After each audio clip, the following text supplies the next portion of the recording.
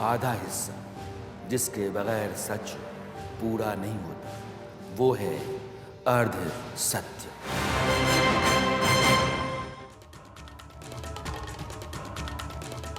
नमस्कार, मैं Rana Yashwant India news पर आपका स्वागत करता हूं और आप देख रहे हैं अर्ध सत्य। हमारा देश हिंदुस्तान अगस्त 1947 में आज़ाद हुआ और पंडित जवाहरलाल नेहरू भारत के प्रधानमंत्री बने। वाकया नेहरू के प्रधानमंत्री बनने के 2 साल बाद का है, यानी 1949 का। नेपाल में राणाओं ने सत्ता पर कब्जा कर लिया था, यानी वहाँ राजतंत्र हो गया। तब देश के बड़े नेता और समाजवादी चिंतक राम मनोहर लोहिया ने दिल्ली में नेपाली दूतावास के सामने प्रदर्शन किया। नतीजा ये हुआ कि दिल्ली पुलिस ने लोहिया को गिरफ्तार कर जेल भेज दिया। गर्मियों के दिन थे, आम का मौसम था। नेहरू को पता था कि लोहिया को आम पसंद है। उन्होंने अपनी बेटी इंदिरा गांधी को जिम्मा दिया कि वे जेल में जाकर लोहिया जी को आम पहुंचा दें। यह बात गृहमंत्री सरदार पटेल को पता चली तो उनको पसंद नहीं आई। नेहरू को लगा कि लोहिया बड़े नेता हैं, विरोध प्रदर्शन किया है, जेल गए हैं, लेकिन उनकी पसंद का ख्याल रखा जाना चाहिए, सुरक्षा। यह बात जस्टिस राजेंद्र सच्चर, जो आज नहीं हैं, उन्होंने अपनी किताब में लिखी है, क्योंकि लोहिया के साथ जेल में बंद होने लोगों में वे भी थे। लोहिया जब तक नेहरू जीवित रहे उनका विरोध करते रहे और आखिरी सांस तक वे कांग्रेस विरोध में लगे रहे। अब 2023 चल रहा है, देश को आज़ाद हुए 75 साल हो गए और आज बिहार के मुख्यमंत्री नीतीश कुमार ने एक बाहुबली नेता आनंद मोहन को जेल से बाहर निकालने के लिए कानून में बदलाव कर दिया। आनंद मोहन एक कलेक्टर जी कृष्णैया की हत्या के दोषी हैं और उनको आजीवन कारावास की सजा हुई है। अब तक जो कानून था उसमें पब्लिक सर्वेंट यानी कि सरकारी कर्मचारी की हत्या के लिए कानूनी प्रावधान अलग था और आम लोगों की हत्या के लिए अलग। अगर आपने किसी पब्लिक सर्वेंट की हत्या की है और आप उसके दोषी पाए जाते हैं तो आप आजीवन जेल में रहेंगे, बाहर नहीं निकल सकते। अब बिहार ने सरकार के जरिए कानून में संशोधन कर सरकारी सेवक के मर्डर को भी आम जो हत्या होती है उसमें शामिल कर दिया, यानी कि रिहाई हो सकती है। नई अधिसूचना ने आनंद मोहन को जेल से रिहा होने की गुंजाइश दे दी। उनकी तरह के अगर और अपराधी होंगे तो वे भी जेल से बाहर निकल सकेंगे। फिलहाल 27 लोग तो उनके साथ निकलेंगे। आप देखिए कि एक नेहरू और लोहिया का युग हुआ करता था और वह धीरे धीरे उस मोड़ पर आ गया जहां नीतीश कुमार आनंद मोहन के लिए कानून में बदलाव कर उनकी रिहाई का रास्ता साफ कर रहे हैं। आपको समय के साथ राजनीति में बदलाव नजर आ रहा होगा। अब सवाल यह है कि आनंद मोहन कौन है जिनके लिए बिहार सरकार ने यह किया जो आज तक हुआ नहीं। बात साल 1994 की है। आनंद मोहन ने अपनी पार्टी बनाई थी, बिहार पीपुल्स पार्टी, और इस पार्टी का नेता हुआ करता था एक गैंगस्टर जिसका नाम था छोटन शुक्ला। पुलिस ने एक एनकाउंटर में छोटन शुक्ला को मार गिराया। उसके समर्थक मुजफ्फरपुर हाईवे पर खड़ा हो गए, शव को रख दिया, प्रदर्शन करने लगे। उसी दौरान गोपालगंज जिले के कलेक्टर जी कृष्णैया अपनी सरकारी गाड़ी से आ रहे थे। दरअसल हाजीपुर में एक बैठक थी जिसमें हिस्सा लेकर के वे अपनी तैनाती वाले जिले गोपालगंज को जा रहे थे। भीड़ जो हाईवे पर आपके से बाहर हुई पड़ी थी शव रख करके, उसकी अगुवाई कर रहे थे आनंद मोहन। लोगों को लगा कि मुजफ्फरपुर के डीएम आ गए। नतीजा ये हुआ कि कृष्णैया को गाड़ी से खींचकर गोली मार दी गई। एक कलेक्टर की हत्या के मामले की सुनवाई 2007 में खत्म हुई जब आनंद मोहन को सजाए मौत हुई। लोअर कोर्ट ने उनको फांसी की सजा दी। छोटन शुक्ला के भाई और बिहार के कुख्यात बदमाश मुन्ना शुक्ला, अखलाक अहमद और अरुण कुमार भी उस सजा में शामिल थे। बाद में हाई कोर्ट ने फांसी को सजा थी उसको उम्र कैद में बदल दिया। सबूतों के अभाव में बाकी सब तो बरी हो गए, मगर आनंद मोहन को राहत नहीं मिल सकी। अब नीतीश कुमार की सरकार परिहार कानून में संशोधन कर आनंद मोहन को रिहा कर रही है।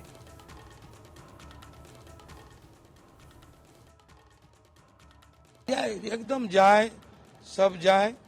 हम सजा से ज्यादा काट चुके हैं। सुप्रीम कोर्ट और हाई कोर्ट का ये अवमानना है जो इस पर चिल्पों मचा रहे हैं।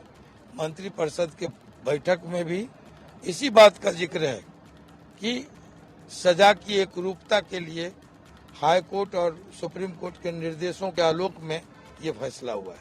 एकदम सब आज़ाद हैं। भारत 1947 में आज़ाद हो गया।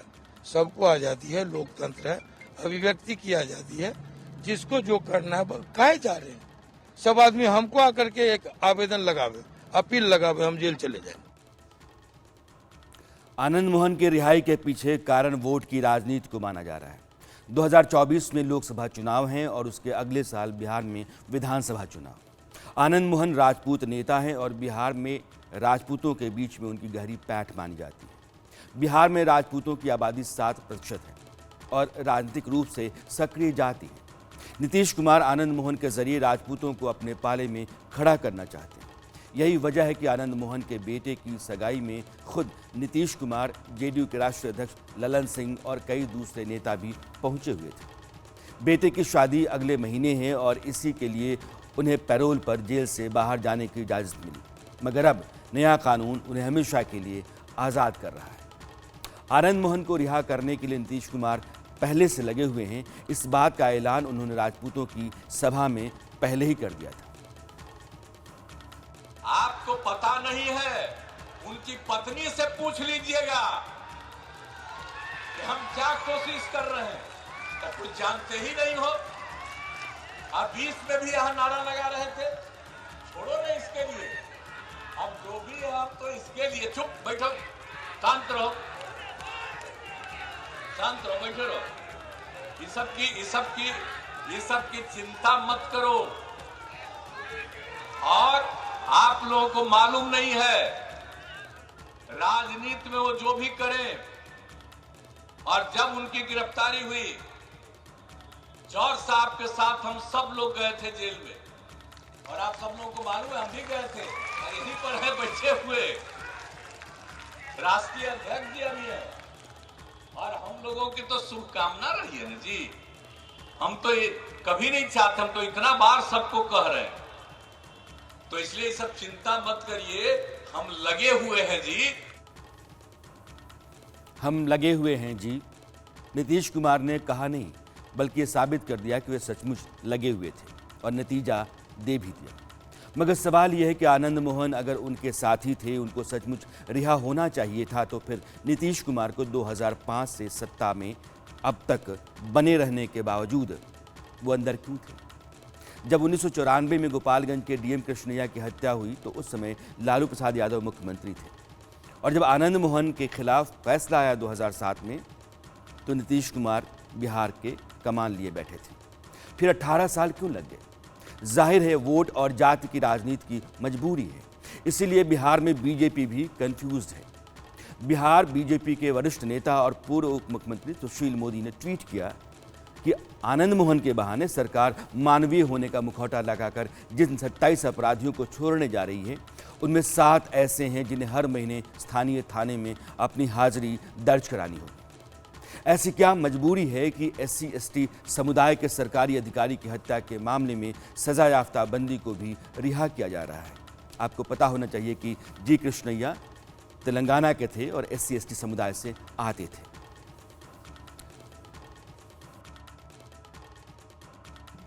जो सरकारी कर्मचारियों की हत्या के आरोप में जिनको आजीवन कारावास की सजा हुई थी, वैसे लोगों को जेल से रिहा किया जा रहा है। तो नीतीश जी से बिहार की जनता जानना चाहती है कि रिहा करने का आधार क्या है, बेसिस क्या है। 2016 में आपने कानून बनाया कि जघन्य अपराध के मामले में सरकार किसी प्रकार की रियायत नहीं देगी, और आज आप उसी कानून में आप संशोधन कर रहे हैं केवल अपने राजनीतिक स्वार्थ के लिए। तो इसलिए इन बातों का जवाब नीतीश कुमार को बिहार की जनता को देना पड़ेगा कि अपराधियों को रिहा करना, और वैसे 7 अपराधी इसमें जिनको हर महीने थाने पर जाकर अपनी हाजिरी लगानी पड़ेगी। तो नीतीश जी, अब आपका कानून का राज का जो नारा था वो ख़त्म हो गया। लालू जी की संगत में आ गए, और लालू जी की पार्टी बलात्कारी, अपराधी, भ्रष्टाचारियों की पार्टी है, और आज उसी के बदलता बिहार के मुख्यमंत्री बने हुए हैं। तो ये तो होना ही था। इसलिए जो कुछ नीतीश कुमार ने किया, इसका इनको राजनीतिक परिणाम आगे आने वाले दिनों में भुगतना पड़ेगा। ये सुशील मोदी हैं, और दूसरी तरफ बिहार बीजेपी कुछ ऐसे नेता हैं जो आनंद मोहन की रिहाई को लेकर इस बात का बाकायदा ख्याल रख रहे हैं कि राजपूत समाज को नाराज़ नहीं किया जाए। अलबत्ता वे नीतीश और लालू को ही सवालों में खड़ा कर रहे हैं। भारतीय जनता पार्टी का स्पष्ट मानना है, बिहार में या देश में हम कभी भी किसी भी अपराधी के साथ नहीं हो सकते। अपराध जिसने भी किया उसके खिलाफ भारतीय जनता पार्टी है। लेकिन जहां तक आनंद मोहन जी का सवाल है, तो जिन लोगों ने उनको फंसाया, 2-2 FIR करवाया, जिन लोगों ने सजा दिलवाया, उनसे जाके पूछिए। देखिए, ऐसा कुछ नहीं है। राजपूत वोट जो है वो पूरी तरह भारतीय जनता पार्टी के साथ में है, इसमें कहीं कोई दो राय नहीं है। अब आनंद मोहन जी की रिहाई अगर हो रही है, ये खुशी की बात है, इसमें कोई नाराजगी नहीं है, रिहाई उनकी होनी चाहिए। हम तो ये कहते हैं कि राजद, जिस समय राजद की सरकार थी, उनको फंसाने का काम किया, और जब जनता दल यूनाइटेड की सरकार बनी तो उन्हें सजा कराने का काम किया। तो दोनों पार्टी आनंद मोहन जी के मैटर में दोषी हैं, और वो दोनों अगर आज रिहाई की बात कर रहे हैं तो कोई उन पर उपकार नहीं कर रहे हैं, कोई राजपूत जाति पर उपकार नहीं कर रहे हैं। उनका टर्म पूरा हो गया है, उनको रिहाई मिलनी ही चाहिए, ये मैं कहना चाहता हूँ। BJP confused. आनंद मोहन ने जब राजनीति में उतरने का फैसला किया तो उत्तर बिहार में उनको बाहुबली के रूप में जाना जाता था। लालू प्रसाद यादव ने 1990 में आनंद मोहन को सहरसा जिले की महिषी सीट से जनता दल का टिकट दिया और वे जीत गए। लेकिन उस समय बिहार में जाति की लड़ाई चरम पर थी, खासकर अगड़ों और पिछड़ों के बीच। आनंद मोहन ने लालू प्रसाद यादव से अलग होकर 1993 में बिहार पीपुल्स पार्टी बना ली और लालू यादव के धुर विरोधी बन गए। लालू यादव का विरोध कर ही आनंद मोहन की राजनीति चमकी। 90 के दशक में उनकी तूती बोला करती थी। आनंद मोहन पर हत्या, लूट, अपहरण, फिरौती, दबंगई समेत दर्जनों मामले दर्ज रहे। 1994 में आनंद मोहन कृष्णैया हत्याकांड में फंस गए और लालू यादव को उनको सबक सिखाने का अच्छा मौका मिल गया। उसी साल यानी कि 1994 में आनंद मोहन की पत्नी लवली आनंद भी राजनीति के अखाड़े में कूद पड़ी और वैशाली लोकसभा सीट से उपचुनाव उन्होंने जीत लिया। 1996 में आनंद मोहन ने शिवहर लोकसभा सीट से लोकसभा चुनाव लड़ा और अपनी ताकत के बूते जेल में रहते हुए जीत हासिल कर ली। 1999 में भी आनंद मोहन ने फिर से चुनाव लड़ा और जीते। अपना दमखम उन्होंने एक बार फिर साबित किया। ये ठीक है कि जेल में रहते हुए आनंद मोहन ने खुद में बदलाव किए, मगर उनका अतीत इसके चलते पाक साफ नहीं हो जाता। मगर राजनीति में आपको अच्छा या फिर बुरा इस लिहाज से नहीं माना जाता कि कानून की नज़र में आपने क्या किया है, बल्कि इस मतलब से देखा जाता है कि किस समय और किस काम के आप हैं। ये राजनीति का उसूल है। मतलब कि जो राजनीति है उसके चलते लालू प्रसाद यादव ने शहाबुद्दीन जैसे गैंगस्टर को बिहार का आतंक बना दिया। शहाबुद्दीन को लालू ने किस तरह पाला पोसा ये बताने से पहले मैं आपको ये बताना चाहता हूं कि शहाबुद्दीन था कौन। मार्च 1997 को जेएनयू छात्र संघ अध्यक्ष रहे चंद्रशेखर की सिवान में हत्या कर दी गई। जो लोग मौके पर थे उन्होंने शहाबुद्दीन पर चंद्रशेखर को मारने का आरोप लगाया। 1999 में बिहार के वामपंथी नेता छोटे शुक्ला का अपहरण हुआ और हत्या कर दी गई। आरोप शहाबुद्दीन पर लगा। चूंकि सरकार लालू प्रसाद यादव की थी, इसलिए पुलिस उस पर हाथ डालने से कतराती रही। लेकिन आखिरकार उस मामले में शहाबुद्दीन को उम्र कैद हुई और वह जेल गया। 2004 में एक ऐसी घटना हुई जिसने समूचे बिहार को दहला दिया।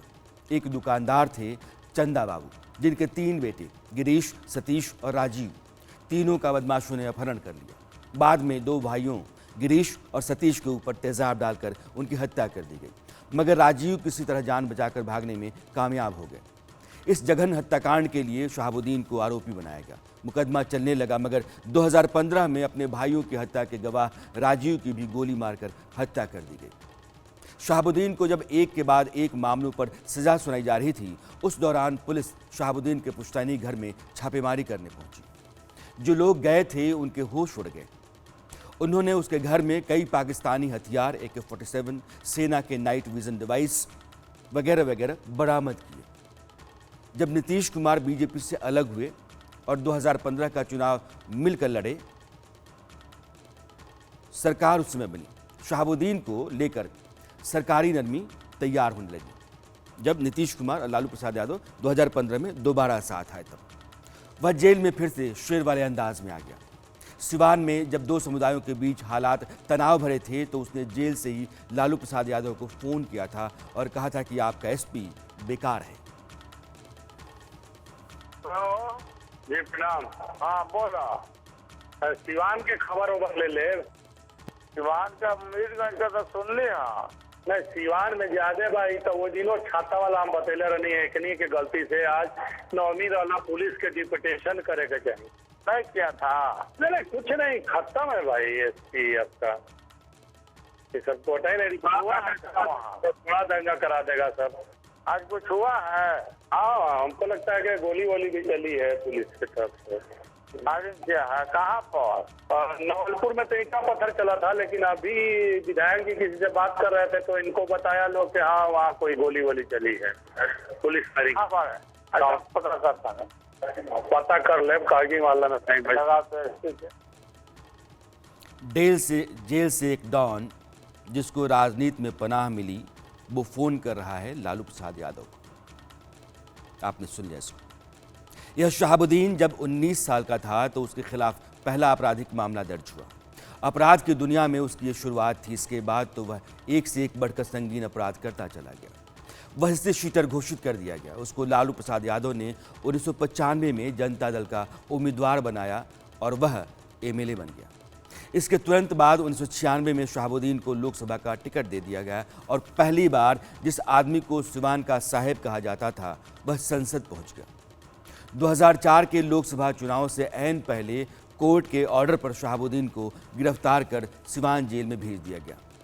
कहने को जेल थी, दरअसल वहां भी उसका दरबार चला करता था। चुनाव वह जेल से ही जीत गया, मगर इसके बाद उसके बुरे दिनों की शुरुआत हो गई। बिहार से लालू प्रसाद यादव की सरकार चली गई, नीतीश कुमार की सरकार आ गई और फिर शहाबुद्दीन के लिए दिन बुरे होने लगे। कोरोना के समय तिहाड़ जेल में बंद शहाबुद्दीन की मौत हो गई और अब उसके परिवार की आरजेडी के लिए कोई अहमियत नहीं। राजनीति का उसूल आप याद रखिए, मामला नीति का नहीं नीयत का है। आपसे दोस्ती और दुश्मनी इस बात पर निर्भर है कि आप किस समय और कहां फायदे के लिए हैं या फिर नुकसान दे सकते हैं। तय इसी आधार पर होगा। आनंद मोहन में नीतीश कुमार को 18 साल बाद फायदा दिखने लगा तो कानून बदल दिया गया, वरना इसी नीतीश कुमार ने 2016 में जेल मैनुअल में संशोधन कर बलात्कार के दौरान हत्या, आतंकी घटना में हत्या और ड्यूटी पर तैनात सरकारी कर्मचारी की हत्या को जघन्य अपराध की श्रेणी में रखा था, जिसमें कोई छूट या नरमी नहीं दी जा सकती थी, मगर नियम बदले जा सकते हैं। मसला वही है, फायदे का। फायदा है तो कानून की क्या बिसात। सुशासन का दावा करने वाले नीतीश कुमार बिहार के माफिया डॉन अनंत सिंह के साथ भी लंबे समय तक गलबहियां डाले रहे। जिस आदमी पर महज 9 साल की उम्र में हत्या का आरोप लगा, 15 साल होते होते एक और हत्याकांड में उसका नाम आ गया। रेप, हत्या, डकैती, लूटपाट, किडनैपिंग और रंगदारी जैसे न जाने कितने मामले आज दर्ज हैं। नीतीश कुमार ने उस अनंत सिंह का हाथ सिर्फ अपने राजनीतिक फायदे के लिए थामा। 1996 में लोकसभा चुनाव जब होने वाले थे और नीतीश कुमार की पार्टी आरजेडी से अलग हो गई थी, चुनाव लड़ रही थी, तब उन्हें अनंत सिंह की याद आई। मोकामा के इलाके में अनंत की तूती बोला करती थी और नीतीश कुमार को ये खूब पता था कि जीतने के लिए अनंत को साथ लेना जरूरी है। सो साथ लिया और अनंत ने साथ निभाया भी भरपूर। नीतीश कुमार की अनंत के आगे हाथ जोड़े हुए एक फोटो उस समय बहुत चर्चा में रही और इसको लेकर के विवाद भी हुआ। नीतीश अनंत की जोड़ी आरजेडी को उस समय खटक रही थी और तब बिहार में आरजेडी की सरकार थी। 2004 में एक रोज अनंत सिंह की कोठी पर अचानक एसटीएफ यानी कि स्पेशल टास्क फोर्स के जवान पहुंच गए, धावा बोल दिया। दोनों तरफ से, अनंत सिंह की तरफ से और एसटीएफ की तरफ से गोलियां चलने लगी। इसमें अनंत सिंह के 8 लोग मारे गए और पुलिस के एक जवान की मौत हुई, मगर अनंत सिंह बाल बाल बच गया और फरार हो गया। 2005 में बिहार में जब विधानसभा चुनाव हुए तो नीतीश मोकामा सीट से अनंत सिंह को अपनी पार्टी का कैंडिडेट बनाए। अनंत जीते और अगला चुनाव यानी कि 2010 का विधानसभा चुनाव भी अनंत जीत करके आए।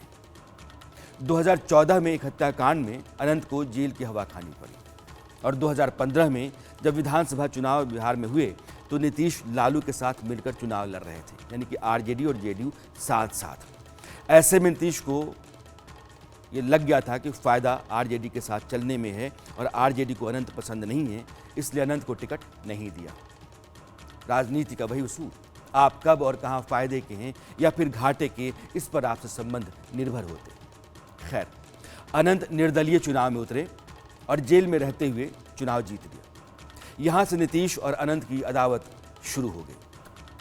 2020 में बिहार में जब चुनाव हुए तो नीतीश बीजेपी के साथ थे, लिहाजा आरजेडी को मौका मिला और उसने अनंत को मोकामा से चुनाव में उतार दिया। देखिए, एक दौर 2004 का था जब आरजेडी सरकार ने अनंत के घर पर एसटीएफ भेजा था और वे बड़ी मुश्किल से बचे थे, और एक दौर ऐसा आया कि उसने अनंत को अपना उम्मीदवार बना दिया, टिकट दे दिया। अनंत पिछले 3 चुनावों की तरह 2020 में भी विधायक बन गए, मगर इस चुनाव से पहले एक बड़ी घटना हो चुकी थी। अगस्त 2019 में पुलिस ने अनंत सिंह के गांव वाले घर पर रेड मारा और उसमें एक AK-47 rifle, 2 hand grenade, magazine में भरे हुए 26 जिंदा कारतूस बरामद हुए। इस मामले में जुलाई 2022 में अनंत सिंह को 10 साल की सजा सुनाई गई और इसी के साथ उनकी विधायकी चली गई, क्योंकि कोई भी विधायक या सांसद तभी तक विधायक रह सकता है जब तक उसको 2 साल या उससे अधिक की सजा नहीं होती है। सजा हुई तो विधायकी या सांसदी गई, मगर अनंत को 3 दशकों तक पाला, पोसा, बचाया किसने? नीतीश कुमार और लालू प्रसाद यादव ने। ये राजनीति का एक कच्चा चिट्ठा है, काला सच है। राजनीति में सत्ता तक पहुंचने के लिए नेता अपराधियों, बाहुबलियों का औजार की तरह इस्तेमाल करते हैं और सत्ता से नज़दीकी का फायदा उठाकर ऐसे अपराधी बाहुबली अपना साम्राज्य खड़ा करते चले जाते हैं। बिहार का एक और माफिया सूरजभान सिंह अपराध से राजनीति में आया और अपने सारे काले धंधे को धुआंधार बढ़ाता चला गया।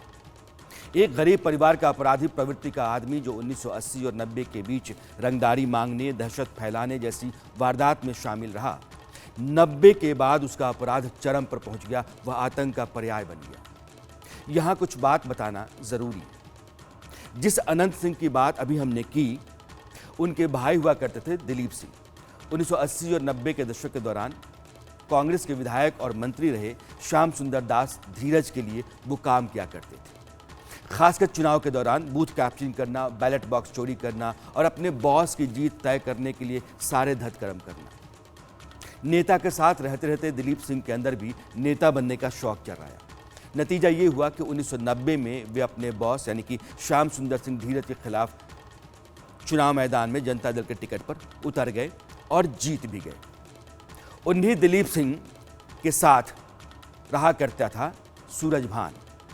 दिलीप सिंह सूरजभान के साथ रहा करता था, काम करने लगा सूरजभान दिलीप सिंह के साथ। 90 के दशक की बात है और काम करते करते सूरजभान को भी ये लगा कि क्यों नहीं मैं नेता बन जाऊं। सूरजभान दिलीप सिंह के खिलाफ चुनाव मैदान में उतर गया। शातिर अपराधी बन चुका था दिलीप सिंह और दिलीप सिंह का हाथ थामने के बाद सूरजभान चुनाव मैदान में दिलीप सिंह के मुकाबले में उतर गया और निर्दलीय चुनाव जीत गया।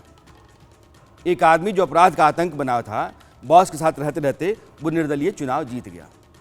ये स्थिति सूरजभान की है जैसी अनंत सिंह की रही।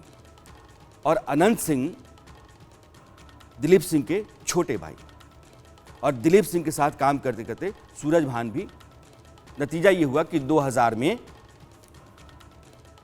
जो विधानसभा चुनाव हुए उसमें सूरजभान दिलीप सिंह के खिलाफ निर्दलीय चुनाव लड़ गया और जीत गया। जैसा दिलीप सिंह ने अपने बॉस के साथ किया, वैसा ही सूरजभान ने दिलीप सिंह के साथ कर दिया। जब सूरजभान विधानसभा पहुंचे तो पासवान, रामविलास पासवान ने उन्हें अपनी पार्टी में शामिल कर लिया। सूरजभान एलजेपी के राष्ट्रीय उपाध्यक्ष बन गए। 2004 में एलजेपी के टिकट पर सांसदी का चुनाव लड़े और जीते, मगर 2009 में चुनाव आयोग ने सजा याफ्ता होने के चलते चुनाव लड़ने पर रोक लगा दी। अब सोचिए कि वह आदमी जिसके ऊपर आरजेडी सरकार में, अब सूरजभान के बारे में आप थोड़ा बैकग्राउंड में आइए। अब बिहारी प्रसाद आरजेडी के मंत्री हुआ करते थे। बेगूसराय के रामी सिंह थे, मोकामा के पार्षद अशोक सिंह। इन सबों की हत्या सूरजभान ने की। सारी हत्याकांड में सूरजभान का नाम आया और वह आदमी विधायक बना, पार्टी का उपाध्यक्ष बना और सांसद बन गया। राजनीति की सच्चाई ये है। जिस दौर में आनंद मोहन, शहाबुद्दीन और अनंत सिंह और बाद में सूरजभान जैसों की राजनीति चमकी बिहार में, उसी दौरान उत्तर प्रदेश में अतीक अहमद और मुख्तार अंसारी का आतंक भी फल फूल रहा था। मुख्तार राजनीति में आने से पहले अपराध की दुनिया में एक बड़ा नाम हो चुका था। ज़मीन का कारोबार होता है और ठेकों में उसका पूर्वांचल में मऊ, गाजीपुर, वाराणसी और जौनपुर में सिक्का चल रहा था।